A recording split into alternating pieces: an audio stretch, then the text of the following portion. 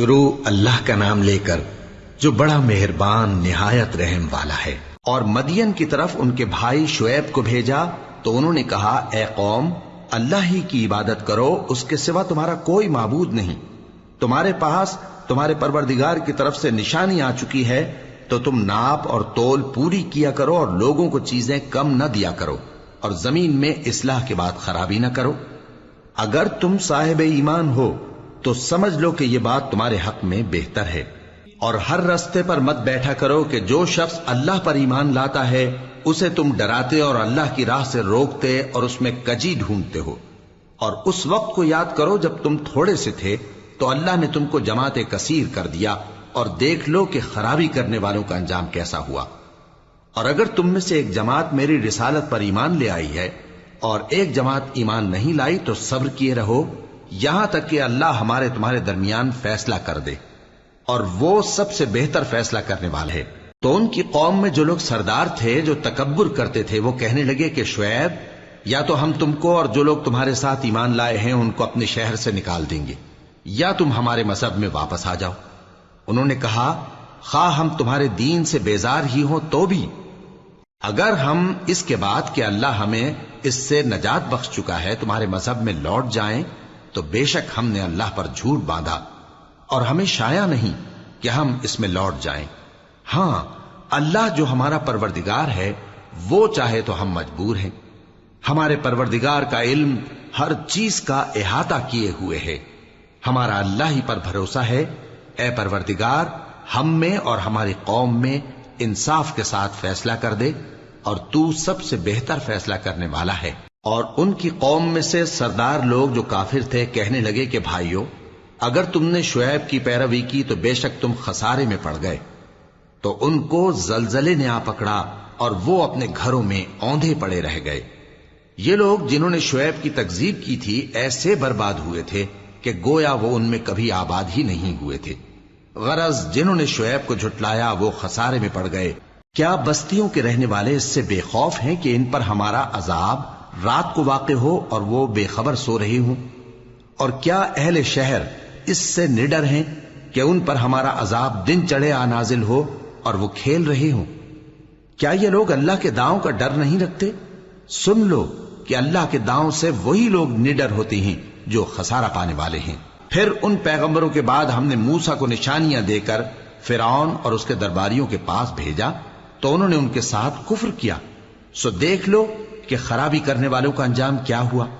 اور موسیٰ نے کہا کہ اے فرعون، میں رب العالمین کا پیغمبر ہوں، مجھ پر واجب ہے کہ اللہ کی طرف سے جو کچھ کہوں سچ ہی کہوں۔ میں تمہارے پاس تمہارے پروردگار کی طرف سے نشانی لے کر آیا ہوں، سو بنی اسرائیل کو میرے ساتھ جانے کی رخصت دے دیجئے۔ فرعون نے کہا، اگر تم نشانی لے کر آئے ہو تو اگر سچے ہو تو لاؤ دکھاؤ۔ موسیٰ نے اپنی لاٹھی زمین پر ڈال دی تو وہ اسی وقت ایک بڑا اژدہا بن گئی، اور اپنا ہاتھ گریبان سے نکالا تو اسی دم دیکھنے والوں کی نگاہوں میں سفید براق یعنی روشن ہو گیا۔ تو قوم فرعون میں جو سردار تھے وہ کہنے لگے کہ یہ بڑا ماہر جادوگر ہے، اس کا ارادہ یہ ہے کہ تم کو تمہارے ملک سے نکال دے، بھلا تمہاری کیا صلاح ہے؟ انہوں نے فرعون سے کہا کہ فی الحال موسیٰ اور اس کے بھائی کے معاملے کو موقوف رکھیے اور شہروں میں نقیب روانہ کر دیجئے کہ تمام ماہر جادوگروں کو آپ کے پاس لے آئیں۔ چنانچہ ایسا ہی کیا گیا، اور جادوگر فرعون کے پاس آ پہنچے اور کہنے لگے کہ اگر ہم جیت گئے تو ہمیں صلہ تو عطا کیجیے گا نا؟ فرعون نے کہا، ہاں ضرور، اور اس کے علاوہ تم مقربوں میں داخل کر لیے جاؤ گے۔ جب فریقین روز مقررہ پر جمع ہوئے تو جادوگروں نے کہا کہ موسیٰ، یا تو تم جادو کی چیز ڈالو یا ہم ڈالتے ہیں۔ موسیٰ نے فرمایا، تم ہی ڈالو۔ سو جب انہوں نے جادو کی چیزیں ڈالی تو لوگوں کی آنکھوں پر جادو کر دیا، یعنی نظر بندی کر دی، اور لاٹھیوں اور رسیوں کے سانپ بنا بنا کر انہیں ڈرا ڈرا دیا اور بہت بڑا جادو دکھایا۔ اور اس وقت ہم نے موسیٰ کی طرف وحی بھیجی کہ تم بھی اپنی لاٹھی ڈال دو، تب وہ فوراً سانپ بن کر جادوگروں کے بنائے ہوئے سانپوں کو ایک ایک کر کے نگل جائے گی۔ آخر حق ثابت ہو گیا اور جو کچھ وہ لوگ کرتے تھے باطل ہو گیا۔ چنانچہ اس موقع پر وہ مغلوب ہو گئے اور ذلیل ہو کر رہ گئے، اور یہ کیفیت دیکھ کر جادوگر سجدے میں گر پڑے، کہنے لگے کہ ہم سب جہانوں کے پروردگار پر ایمان لائے، یعنی موسیٰ اور ہارون کے پروردگار پر۔ فرعون نے کہا پیشتر اس کے کہ میں تمہیں اجازت دوں تم اس پر ایمان لے آئے؟ بے شک یہ فریب ہے جو تم نے مل کر شہر میں کیا ہے تاکہ اہل شہر کو یہاں سے نکال دو، سو ان قریب اس کا نتیجہ معلوم کر لو گے۔ میں پہلے تو تمہارے ایک طرف کے ہاتھ اور دوسری طرف کے پاؤں کاٹ دوں گا، پھر تم سب کو سولی چڑھا دوں گا۔ وہ بولے کہ ہم تو اپنے پروردگار کی طرف لوٹ کر جانے والے ہیں، اور اس کے سوا تجھ کو ہماری کون سی بات بری لگی ہے کہ جب ہمارے پروردگار کی نشانیاں ہمارے پاس آ گئیں تو ہم ان پر ایمان لے آئے؟ اے پروردگار، ہم پر صبر و استقامت کی دہانے کھول دے اور ہمیں فرمانبرداروں کی حالت میں وفات دیجیو۔ اور قوم فرعون میں جو سردار تھے کہنے لگے کہ کیا آپ موسیٰ اور اس کی قوم کو چھوڑ دیجیے گا کہ ملک میں خرابی کریں اور آپ کو اور آپ کے معبودوں کو چھوڑ دیں؟ اس نے کہا کہ ہم ان کے لڑکوں کو تو قتل کر ڈالیں گے اور لڑکیوں کو زندہ رہنے دیں گے، اور بلا شبہ ہم ان پر غالب ہیں۔ موسیٰ نے اپنی قوم سے کہا کہ اللہ سے مدد مانگو اور ثابت قدم رہو، زمین تو اللہ کی ہے، وہ اپنے بندوں میں سے جسے چاہتا ہے اس کا مالک بناتا ہے، اور انجام تو پرہیزگاروں ہی کا بھلا ہوتا ہے۔ وہ بولے کہ تمہارے آنے سے پہلے بھی ہم کو اذیتیں پہنچتی رہیں اور تمہارے آنے کے بعد بھی۔ موسیٰ نے کہا کہ قریب ہے کہ تمہارا پروردگار تمہارے دشمن کو ہلاک کر دے اور تمہیں زمین میں خلیفہ بنائے، پھر دیکھے کہ تم کیسے عمل کرتے ہو۔ اور ہم نے فرعونیوں کو خشک سالیوں اور میووں کے نقصان میں پکڑا تاکہ وہ نصیحت حاصل کریں، سو جب ان کو آسائش حاصل ہوتی تو کہتے کہ ہم اس کے مستحق ہیں، اور اگر سختی پہنچتی تو اسے موسیٰ اور ان کے رفیقوں کی بدشگونی بتاتے۔ دیکھو ان کی بدشگونی اللہ کے ہاں مقدر ہے، لیکن ان میں سے اکثر نہیں جانتے۔ اور کہنے لگے کہ تم ہمارے پاس خواہ کوئی بھی نشانی لاؤ تاکہ اس سے ہم پر جادو کرو، مگر ہم تم پر ایمان لانے والے نہیں ہیں۔ تو ہم نے ان پر طوفان اور ٹڈیاں اور جوئیں اور مینڈک اور خون کتنی کھلی ہوئی نشانیاں بھیجی، مگر وہ تکبر ہی کرتے رہے اور وہ لوگ تھے ہی گناہگار۔ اور جب ان پر عذاب واقع ہوتا تو کہتے کہ موسیٰ ہمارے لیے اپنے پروردگار سے دعا کرو جیسا اس نے تم سے عہد کر رکھا ہے، اگر تم ہم سے عذاب کو ٹال دو گے تو ہم تم پر ایمان بھی لے آئیں گے اور بنی اسرائیل کو بھی تمہارے ساتھ جانے کی اجازت دیں گے۔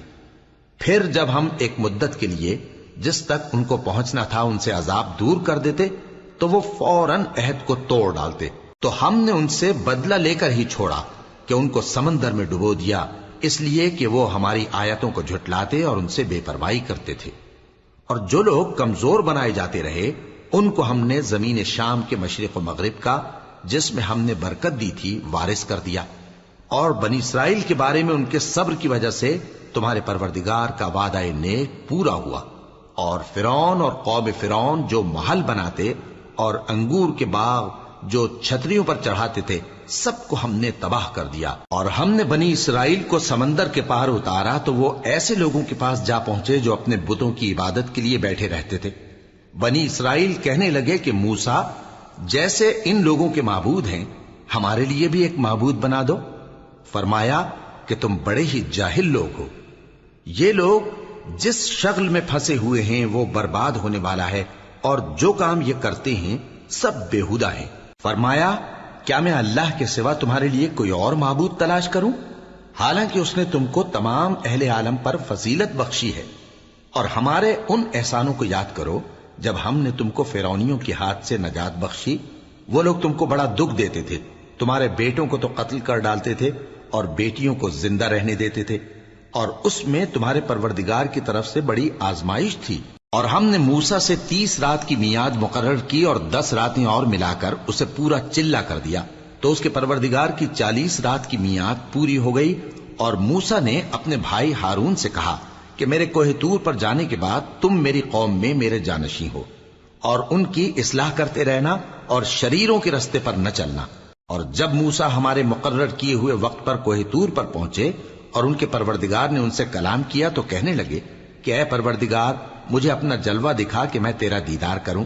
فرمایا کہ تم مجھے ہرگز نہ دیکھ سکو گے، ہاں پہاڑ کی طرف دیکھتے رہو، اگر یہ اپنی جگہ پر قائم رہا تو تم مجھ کو دیکھ سکو گے۔ پھر جب ان کے پروردگار نے پہاڑ پر تجلی کی تو اس کو ریزہ ریزہ کر دیا اور موسیٰ بے ہوش ہو کر گر پڑے۔ پھر جب ہوش میں آئے تو کہنے لگے کہ تیری ذات پاک ہے اور میں تیرے حضور میں توبہ کرتا ہوں اور جو ایمان لانے والے ہیں ان میں سب سے اول ہوں۔ فرمایا اے موسیٰ، میں نے تم کو اپنے پیغام اور اپنے کلام سے نواز کر لوگوں سے ممتاز کیا ہے، تو جو میں نے تم کو عطا کیا ہے اسے تھامے رکھو اور میرا شکر بجا لاؤ۔ اور ہم نے تورات کی تختیوں میں ان کے لیے ہر قسم کی نصیحت اور ہر چیز کی تفصیل لکھ دی۔ پھر ارشاد فرمایا کہ اسے مضبوطی سے تھامے رہو، اور اپنی قوم سے بھی کہہ دو کہ ان باتوں پر بہت اچھی طرح عمل کریں۔ میں انقریب تم کو نافرمان لوگوں کا گھر دکھاؤں گا۔ اور موسیٰ کے بعد ان کی قوم نے اپنے زیور سے ایک بچڑا بنا لیا، وہ ایک جسم تھا جس میں سے بیل کی آواز نکلتی تھی۔ ان لوگوں نے یہ نہ دیکھا کہ وہ نہ ان سے بات کر سکتا ہے اور نہ ان کو رستہ دکھا سکتا ہے، اس کو انہوں نے معبود بنا لیا اور اپنے حق میں ظلم کیا۔ اور جب وہ نادم ہوئے اور دیکھا کہ گمراہ ہو گئے ہیں تو کہنے لگے کہ اگر ہمارا پروردگار ہم پر رحم نہیں کرے گا اور ہم کو معاف نہیں فرمائے گا تو ہم برباد ہو جائیں گے۔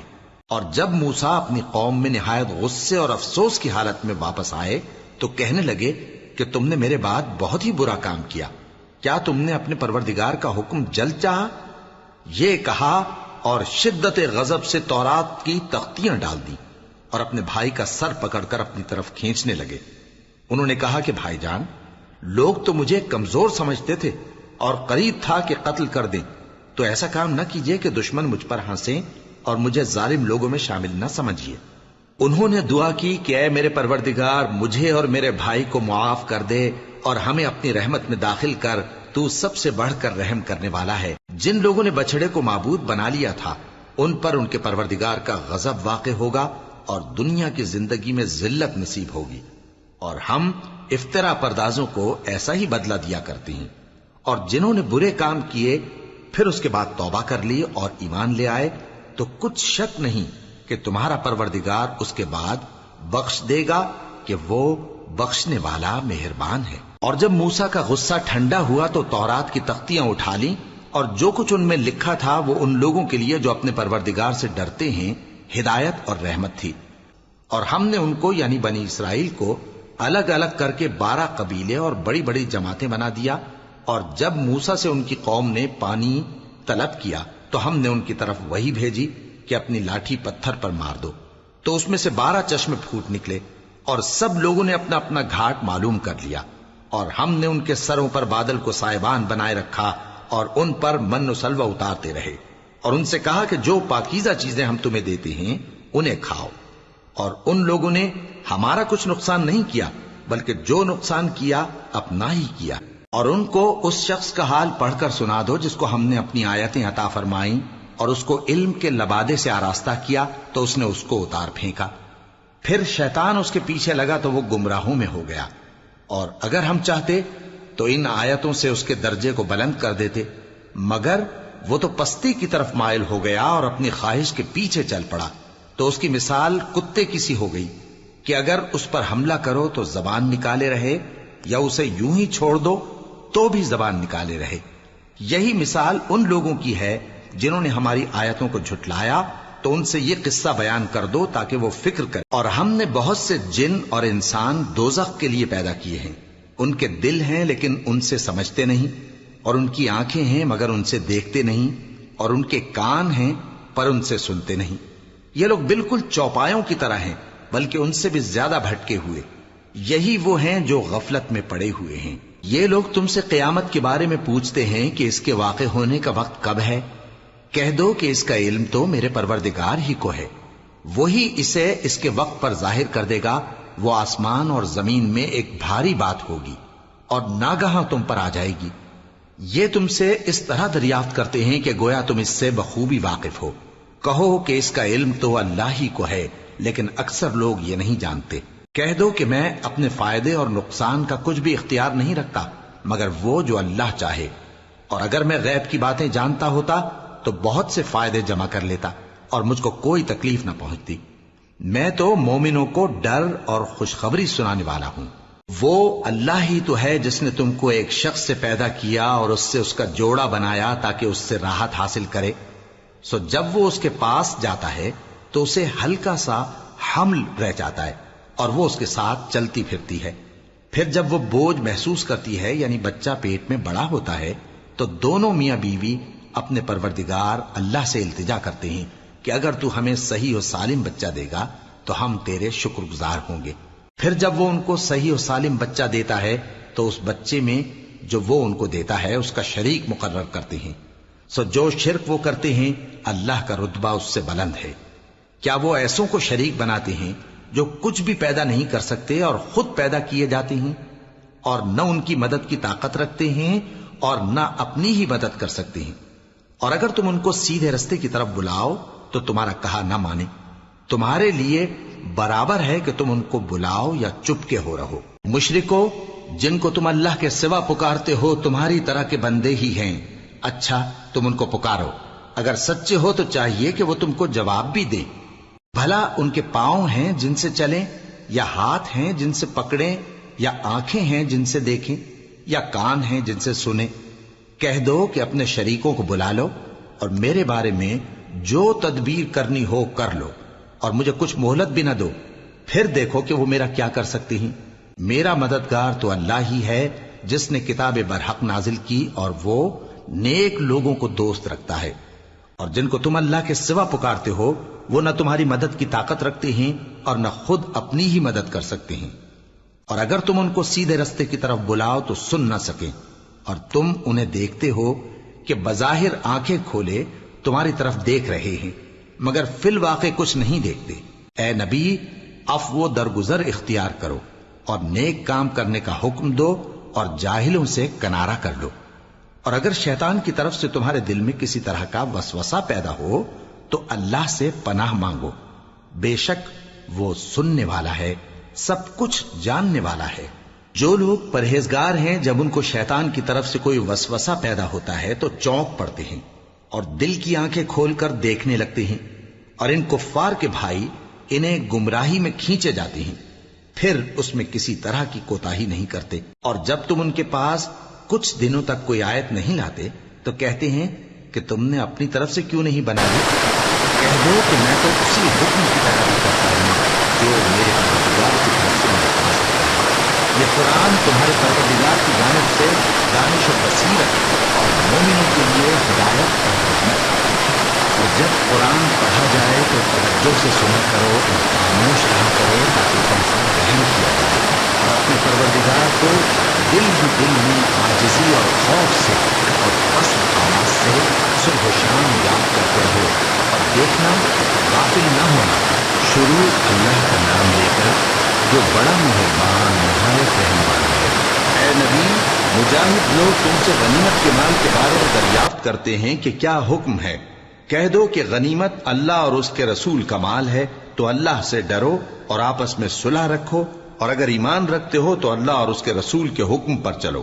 مومن تو وہ ہیں کہ جب اللہ کا ذکر کیا جاتا ہے تو ان کے دل ڈر جاتے ہیں، اور جب انہیں اس کی آیتیں پڑھ کر سنائی جاتی ہیں تو ان کا ایمان اور بڑھ جاتا ہے، اور وہ اپنے پروردگار پر بھروسہ رکھتے ہیں، اور وہ جو نماز قائم کرتے ہیں اور جو مال ہم نے ان کو دیا ہے اس میں سے نیک کاموں میں خرچ کرتے ہیں، یہی سچے مومن ہیں، اور ان کے لیے ان کے پروردگار کے ہاں بڑے بڑے درجے ہیں اور بخشش اور عزت کی روزی ہے۔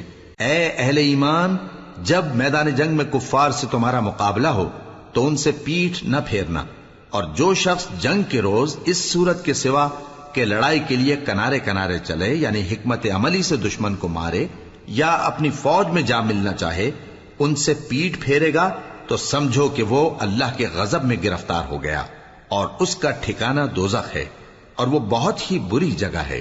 اے ایمان والو، اللہ اور اس کے رسول کے حکم پر چلو اور اس سے روگردانی نہ کرو جبکہ تم سنتے بھی ہو، اور ان لوگوں جیسے نہ ہونا جو کہتے ہیں کہ ہم نے سن لیا مگر حقیقت میں نہیں سنتے۔ کچھ شک نہیں کہ اللہ کے نزدیک تمام جانداروں میں بدترین وہ بہرے گونگے لوگ ہیں جو عقل سے کام نہیں لیتے۔ مومنو، اللہ اور اس کے رسول کا حکم قبول کرو جبکہ رسول تمہیں ایسے کام کے لیے بلاتے ہیں جو تم کو زندگی جاوداں بخشتا ہے، اور جان رکھو کہ اللہ آدمی اور اس کے دل کے درمیان حائل ہو جاتا ہے، اور یہ بھی کہ تم سب اس کے روبرو جمع کیے جاؤ گے۔ اور اس فتنے سے ڈرو جو خصوصیت کے ساتھ انہی لوگوں پر واقع نہ ہوگا جو تم میں گناہگار ہیں، اور جان رکھو کہ اللہ سخت عذاب دینے والا ہے۔ اے ایمان والو، نہ تو اللہ اور رسول سے خیانت کرو اور نہ اپنی امانتوں میں خیانت کرو، اور تم ان باتوں کو جانتے ہو، اور جان رکھو کہ تمہارا مال اور اولاد بڑی آزمائش ہے، اور یہ کہ اللہ کے پاس نیکیوں کا بڑا ثواب ہے۔ مومنو، اگر تم اللہ سے ڈرو گے تو وہ تمہارے لیے حق و باطل کا فرق ظاہر کر دے گا اور تمہارے گناہ مٹا دے گا اور تمہیں بخش دے گا، اور اللہ بڑے فضل والا ہے۔